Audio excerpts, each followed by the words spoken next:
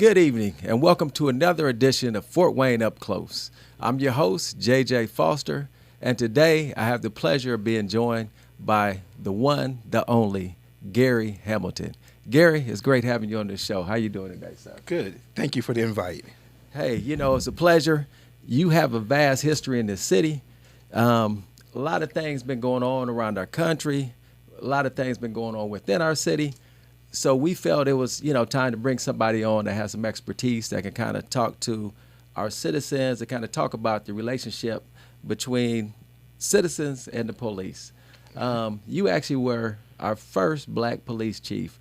You want to talk to us about your experience as a police chief? Well, it was a blessing and a curse. It was a blessing from God to be appointed the police chief, but then it was a curse with the expectation from certain segments of the community who thought just because me being an African-American police chief that I'm supposed to favor one side of the city over another side, or African-Americans expecting that I was going to show favoritism. And then you have the other side, cultures who think that I was going to favor African-Americans and not treat them fair. But, when I got sworn into this position, even as a patrolman, two things. Is one, I was going to do what God appointed me to do, and that was to do right. And two, I took an oath to uphold the laws and the Constitution of the United States and the state of Indiana. So justice must prevail, and that was my philosophy, to be fair and do what God has appointed me to do. Definitely. You just opened up something. I mean, you're right. Heavy is the head that wears the crown. And basically what you just described, I mean, we have the first black mayor in Fort Wayne. So you think she probably is feeling some of the same expectations and pressures? Oh, without a doubt. Without a doubt. She's going to feel that pressure. And, people have the expectations. They're going to want you to come and visit to their churches. When I was appointed chief of police, it was demand.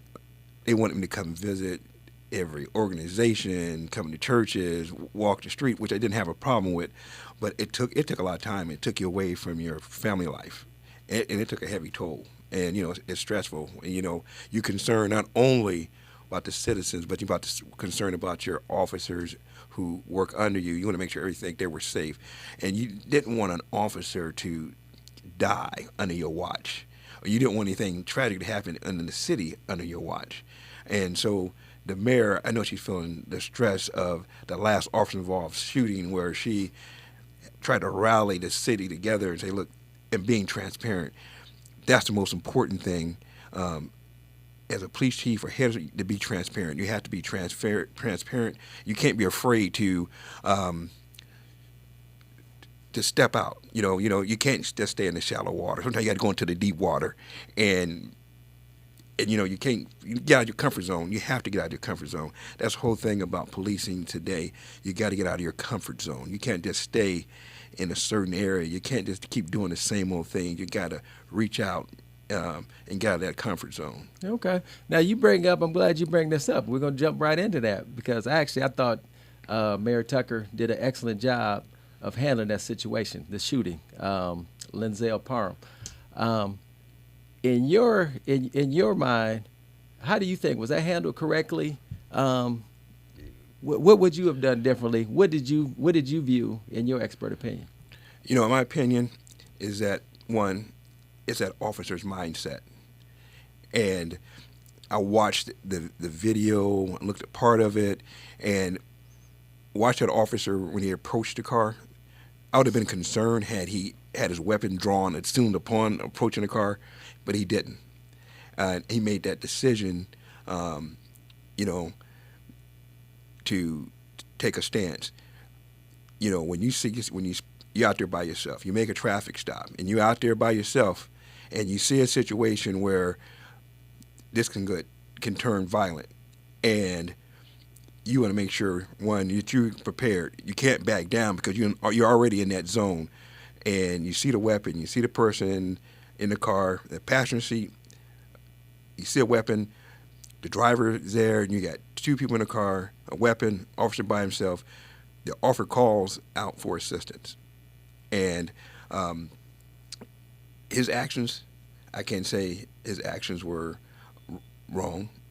Is that his mindset, what he thought and believed? If he really believed that his life was in danger, then he used force. Then I hate it. I hate that situation. For that family, for that victim, for the city of Fort Wayne, for that officer, because this situation can, when you have those type of situations, the shootings or an officer involved shooting, especially the taking the life of a male black, and the first thing they will say is, "Oh man, this was wrong." As soon as that happened, I was receiving phone calls saying, "Man, Fort Wayne Police Department, they just killed somebody. It's wrong. It don't look right. It don't look good." And I say, stand back. Don't rush to judgment. Let's get all the facts. Let's get everything there is. Let's gather the facts. That's the whole thing about being a leader, is you want to get the facts. Don't rush to judgment. Don't judge anybody. Don't rush to judgment. Get the facts. Get the facts first. Yeah, and that's why I said one of the things I appreciated with Mayor Tucker. That's exactly what she did. She came out and was middle ground and just basically said, let's let the investigation play out. And everything that she said was going to happen did. The department's going to review the tapes and the family, then I'll release it to the public. And that's what happened. Now, like you said, this incident, it kind of, we could say, I'm going to say justified, but as you said, that officer was trained. He followed the protocol to the nth degree. There are instances where that hasn't been the case. What is a citizen? What kind of rights do they have when you have an officer coming up to your car? What is proper procedure, protocol? How should one conduct themselves not to be, a mistake, and mistakes a lot of times end up in fatalities. Yes. One of the biggest things is when you're out and they make a traffic stop, I would say keep your hands on the wheel, steering wheel. And sometimes it's best to even have your license readily available in your wallet, know where that's at. Your registration, so when they ask for your registration, proof of insurance, have that stuff visible. You're able to get to it, and then stop you, say, I'm going, you say, give me your license registration. Say, in my glove box, I'm reaching for my glove box to get my license, my registration, whatever they require for you, financial responsibility. And, that's because an officer may come off as aggressive or say something, you don't have to. I think First Lady Michelle Obama said it correctly. When they go low, we go high. We don't have to go that level. You don't have, because if they say something that may be ignorant or try to rile you, you maintain your cool. You don't go to that. You don't scoop to that level. You maintain your integrity. And just because they say something to you, and I know we got young people who will sometimes say something back to an officer and try to escalate it. Just follow their demands. But keep in mind, you have the right to file a complaint in internal affairs if you felt that an officer was unfair, treated you rude, because one, you got the body camera, in-car camera, so they can go back and review those tapes. And I think you need to take advantage of that information. Get that officer's name. And if you say, I don't know the officer, I didn't get the officer's name, if you remember where you got stopped, the time of day you got stopped, they can figure it out because there's a dispatch log. And they can say, this person say, I was stopped on July the 17th at 6:45, and I was on the 4200 block of Coldwater Road. They can go back and see that. They can figure who the officer is, the squad car, and try to get that information. So, you get that information. And one of the things I did when I was the police chief, I changed our policy where there was misconduct, officer conduct. It was like you get a reprimand. I saw the way things were going in this country where officers was mistreating people, the citizens, and if you go back and look, even Ferguson, stuff was boiling. Things were boiling back then. Things were boiling where things were in this country where there was hate that's going on. And the hate started in 2014 when who got elected? And things started to change in this country. things started to change, and policing started to change. And so, therefore, listen to what they say. I changed that policy. Well, it's not going to be a slap on the wrist or a reprimand for mistreatment of a citizen. Your treatment now is you mistreat a citizen. There was nothing in the address in the policy about calling somebody the N-word, putting somebody down because of their sexual orientation. That went from a slap on the wrist to a month, 3 months, or possibly termination from the job. Because, and if you go back and look at it, San Francisco Police Department, there was an officers who were off duty who thought it was appropriate to make a comment to another officer, texting. Said, "Did you see that N come into the store? Did you see?" He said, "What do N's and apples have in common?" And the guy said, "I don't know," and chuckling. He said, "They both hang from trees." What kind of officer do you want in this country? Wow. We need to change that integrity, that mentality of officers. They got to get out of that mindset of being warriors and become more like guardians. You're not always going to be into a battle, but you got to be prepared to protect and serve, but also serve and protect. You're a servant first. And get out of that mindset that everybody I encounter of color, I have to be aggressive. Every situation, I have to be aggressive. So they got to change that mindset at the beginning of the academy when they're trained. Gotcha. And I mean, you hitting on a lot of stuff, and I know around the country they're trying all these different things. So when you say changing that mindset, and you say they have to do it at the academy, what are some ways that you can change mindsets? Because do they do anything as far as like racial bias testing or anything of that nature? You know, when I came on, they didn't. Our first issue was a 2-hour block with racism, but that's something that's all the time. And so therefore, you know, one of the best experience is having people from the community spend a day with the recruits in the academy class, everybody from all walks of culture, you know, because this is a diverse community. So you just can't have an all-white academy class without having somebody in that academy class of diversity, have somebody in the community come on and give your experience. You got to if you hear from my experience of how I was treated by the police. Some going to say it was a good experience, and some going to say it was a bad experience. Or what happened to them when they got stopped by the police or their encounter with the police. Because once you have that negative encounter, it is hard to pull it back. It's hard to change that mindset. And one of the things I also did, on the police department, was got people in the community, involved with the in-service where it's shoot, don't shoot scenarios. Mm-hmm.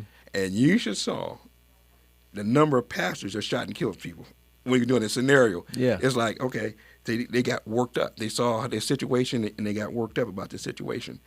And one of the things is that you got that involvement. So now they get that involvement and see what the police go through, that height sensitivity. It's like, okay, they put them in a squad car. Okay, you make a traffic stop. And you see how it is to approach your car when it's dark. You get out, you approach your car, and you see somebody in the car, and you put them in a situation. What would you do? When they start seeing that training, it's like, wow, this is deeper than what I thought. It's harder than what I thought, because you can make that split-second decision. What did I do? Use force or back down? Yeah. And that's funny that you say that, because I actually was privy to go through the simulator.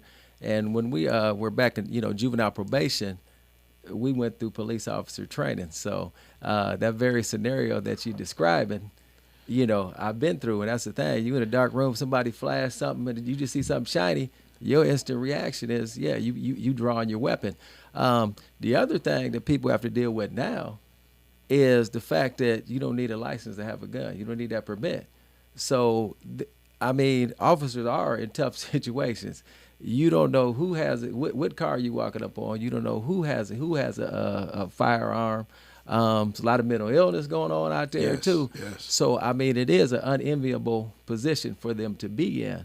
How do you feel about, a lot of people have issue with officers not from the community working in the community. Say somebody comes down from a surrounding county They go through the academy and whatnot, and they put them on the side of town where they haven't grown up with people that look like them, act like them. Where do you fall on that? You know, unfortunate that you're gonna have people from certain segments of the community, and myself when I came on, it's not like they're gonna place just because I'm African American. They're not gonna place me in an area that's predominantly African American, because once I have my bidding rights, I can bid to work any sector of the community that I want.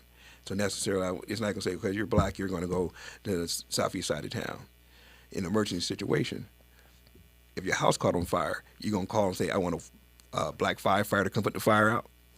You're going to get what you have. And so it's like, so you make that choice. You make that choice. If I want to be an African American, if I want to work southeast side, I decide. But if I don't want to work out southeast side, that's where I'm going to work, because you had those bidding rights. Some officers prefer working southeast, and some prefer not to. And sometimes, unfortunately, because young officers come on, and they place you in areas with a high demand, a call for service, and that's how they determine the manpower. And if, based on calls for service, Southeast has a higher calls for service, and so therefore you're going to put your concentration of officers in that area, especially on second and third shift. That's where your highest concentration of officers are going to be in that southeast quadrant. So it's based, like I say, based on calls of service and the manpower, and unfortunately, recruitment of African American officers is down. Recruitment, period, for white officers and African Americans are down quite a bit. You know, when I came on the academy, we had for our testing, we had to have 2 locations because there was over 1,000 people applied for the job. And, you know, we had Wayne High School and Northrop. They broke it down by alphabet. You go Northrop, you go to Wayne. That was that many. But now it's hard to recruit officers. I even tried to, as a chief, to try to do, send officers. We had a recruiting team to go, like Ball State, other places you may have criminal justice program. But not only that, we went to, Central State. We tried other historical black colleges to try to recruit. But policing in this country is hard to recruit people based upon the mentality and the culture of policing today. And it's like, why would you, if you go to college, why would I want to go to college and spend my time here go to police officer? But, it's a good living. Yeah. But we represent one of the racist institutions in America is policing. When you look at it historically, the injustice that was done upon African Americans by police. So, they see you representing a system that is so, especially you deal with older, elderly African American people. They remember the injustice that took place.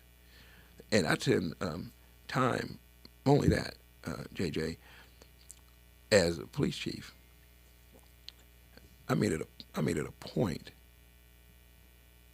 to get out in the community. And if something should happen in the community, I don't care if you're white, black, if there was some tragic that happened in the community, I would get out and I would walk the streets where that happened and knock on doors and let people know that just because I sit in the office downtown, this is my city. And I walk the streets. And that's something we need to do, get people back to walk in the street and getting people involved and recruiting and getting people in this community to work together. We can't just continue the same old. We got to find some ways. But we do have programs. Like I said, when I was just the deputy chief Southeast, we had a winter coat giveaway. An officer approached me. He said, and it's not a black officer. He said, I was driving down Pontiac Street, and I saw some kids stand on the bus, and I saw this kid didn't have a coat on. And I knew this kid was cold. He said, Chief, we need to do something. So he got together and started getting people involved, collecting winter coats. We had Ward School, we had a winter coat giveaway. We posted it and said winter coat's going to start at 10 o'clock. The demand and the need was so great that people were in line by 8 o'clock in the morning waiting for 10 o'clock just to get some winter coats. But those are the type of things that sometimes don't get recognized, but it's the little things that you do in policing and community-oriented policing that you have to do. It's a must. Yeah. You must reach out. Yeah. I mean, you hit on things like you said. It's policing. You're not just out to get the bad guy. Police in some communities and ones that work are looked on as friends, are looked on as resources. They out there amongst the people. You also hit on something too. You said it was a Caucasian officer that noticed the kid that didn't have a coat. And I'm actually from the ilk when people talk about we need more people of color, in these areas. Really, we need people that understand the neighborhood, that understand the circumstances, that are compassionate, that are there to serve first, not police. That's why that cultural bias that type of training is so important. Because to your point, you brought up a story about the gentleman who was using the N-word and was real comfortable with watching people, talking about people and telling jokes. That guy could have been weeded out. You don't need to be on, to use Fort Wayne. I mean, you don't need to be on the southeast side if that's how you feel. We're not putting you over here. Like you said, you really don't need to be on the force. But I guess somebody, just because not all black people have the same experience. So, there might be, you're black, but you grew up out in the suburbs or whatnot. So you put that same guy on the southeast side, it's, it still could be very much the same thing. So my thing is, you get that training, understand what somebody has inside of them, what their thinking is, what their character is, before you put them over on this side. A lot of that stuff could be avoided. Yeah. I was blessed to grow up with my parents on Masterson Street, right in the heart of the city. And then to have the greatest cultural shock in my life is to go to Manchester College and have very few people of color, no professors of color. It was a challenge. But the challenge was good was, I got that cultural experience of going to that community. And I stayed there one summer, and, it had a few little incidents. Of course, you're going to have the racial slurs, but that only made you strong. Yeah. It only made you strong. And it had to, like you say, bias. I'm telling you, I had an experience of going on the police department to be a representative, to go into Gera, Germany. I didn't speak a lick of German, can't speak a lick of German, but the experience of my mindset was like, it was like these people were going to hate me because I'm black. And when I got there, it was different. But then I found myself, walking by myself in Germany sometimes in the evening, going to a bar or someplace and getting treated with respect. And it was that experience. It's like, it's not that bad. And then going to Berlin and people coming up to you and want to take pictures, want to meet you, want to know your name. It wasn't that bad. But then what the sad part is, when I went to that concentration camp, when I saw the hate, the stuff that happened to the Jews, it's like, my experience was, my people suffered the same way, but we all the same. But it's like, I can't hate you. And that's why my determination was, on a police department and in the city, instead of building bridges, we need to build walls. Build bridges. Build bridges. Tear down this wall of hatred and disrespect and build a bridge of love and togetherness. That was my whole thought, trying to bring officers together with people in the community. And I still believe that it can be worked. Yeah, that's well said. And honestly, what you just described is cultural bias. And, I said it, we were addressing on another show, you bring up cultural bias to a lot of white people, and they tense up. They think, oh, Lord, they're going to beat me up. But the reality is everybody has cultural bias. Like you said, you went to Germany thinking, all these people will hate me. There's nothing across the board. What you did, you had an eye-opening, you had an educational experience, because that's what you were taught. But that's no different than what's taught in some people's homes. Until you get out there and experience the world and figure out, oh, hey, this person ain't so bad. You keep that open mind. You don't walk in there like, hey, just think about if you went to Germany and walked around with attitude like, oh, they don't like me, That's where the issue comes in. That's where it becomes racist. Basically, you went, like you said, that's not knowing, uneducated. You educated yourself. The current changes right now that they just had with the police department. I saw, I know Mike McKinney got moved back out, as they said, back to his roots. Officer Haywood got a promotion. All the promotions and demotions, whatnot. Good thing, bad thing. What's your opinions on that? What did you see? Well, a change is good. A change is good. I know Deputy Chief Kerry Haywood. We were in the same academy class together. Okay. And we were the 49th recruit class. And it must be something good about the 49th recruit class, because I came out of 49th. I became the police chief.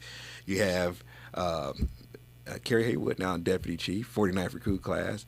The Chief of Police is out of my recruit class. We're all the same class together. Oh, wow. And Sophia Rosales, she's out of the 49th recruit class. And Scott Burney, he's out of 49th Deputy Chief, Captain. So it must be something good about the 49th recruit class. All right. But change is good.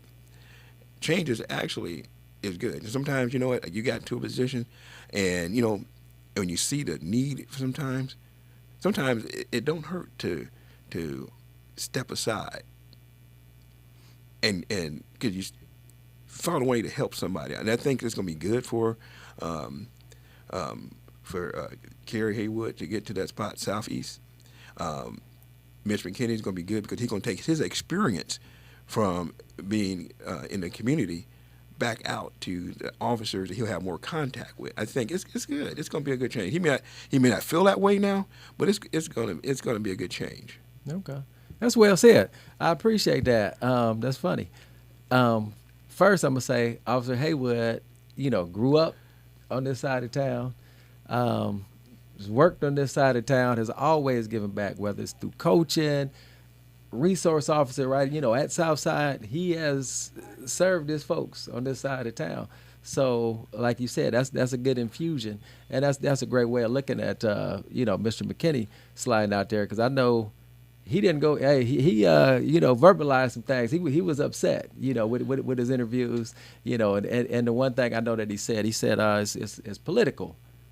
And I guess that I would ask you, wasn't it political when he got to his position, or did something change? Yeah. Here's the difference. He was appointed, not elected. So when you get appointed, you can move you anytime you want to. So there's a difference being appointed and elected. He wasn't elected. He was appointed to that position. And so it's an appointed position by the mayor, and they can make a decision if you got to change. You're gonna have to change. If I'm coaching a basketball team and we start off, we win, and all of a sudden I got the next 3 or 4 years with a losing record, they're not gonna keep me around. It's like, yeah, you gotta go what's best for the whole department. Not just, sometimes it's a bitter pill to swallow, but sometimes you have to make the change and accept the change. Gotcha. And you know what? And you hit on it. Hey, as a great leader, you recognize.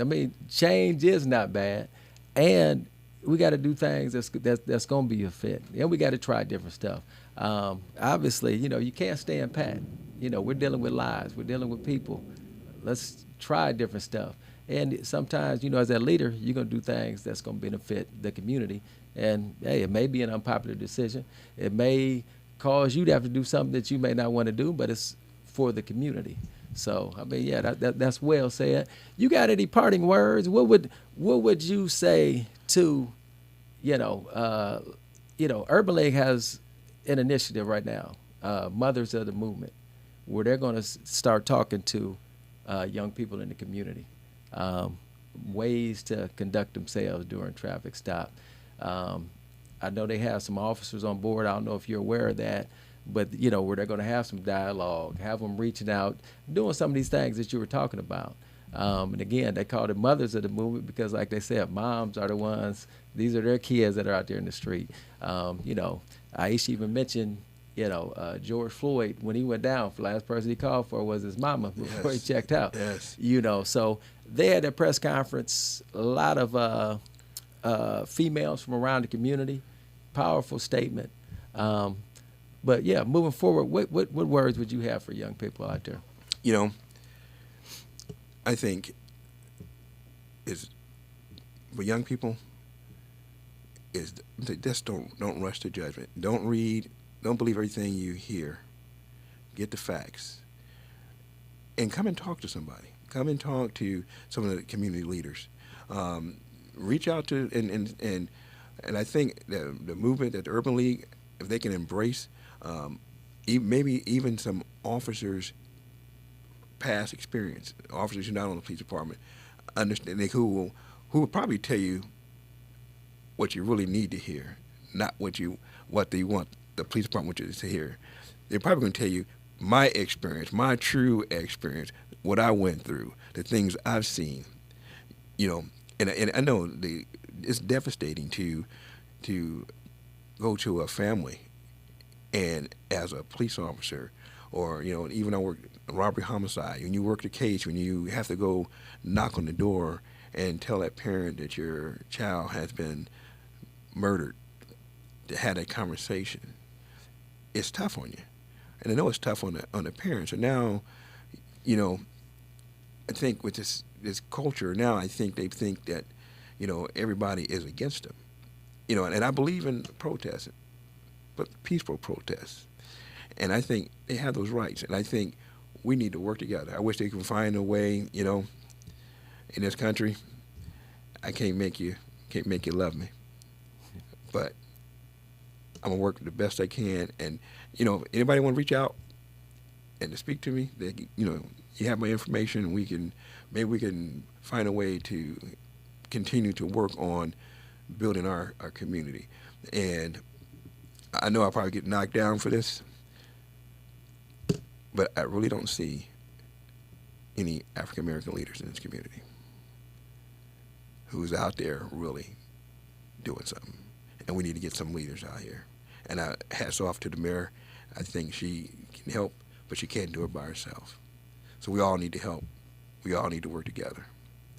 All right, we can appreciate that. Hey, a cry for help. One of the things that we do here at OMB, we try to provide a voice. This is what, we're not going to say we're leaders, but we provide a platform for people to come on and educate our folks, give them the resources that we need to become a better community. I appreciate that call that you just made. It's truly been a pleasure having Mr. Gary Hamilton on, provided us with a lot of good information. You gave us a lot of nuggets, you did. And like he said, it's about the community coming together, changes on the police department, continuing to have dialogue and talks and conversations is what it's going to take. And as he said, utilize him as a resource. We have a lot of other good ex-officers that are out there. We have current officers out there. Reach out, talk to them, before it gets out of control or gets to the level where there's a fatality or some type of incident that happens. So with that said, we appreciate you guys for watching us. Again, Gary, thank you for being on. Until next time, JJ Foster, ONV, Fort Wayne Up Close.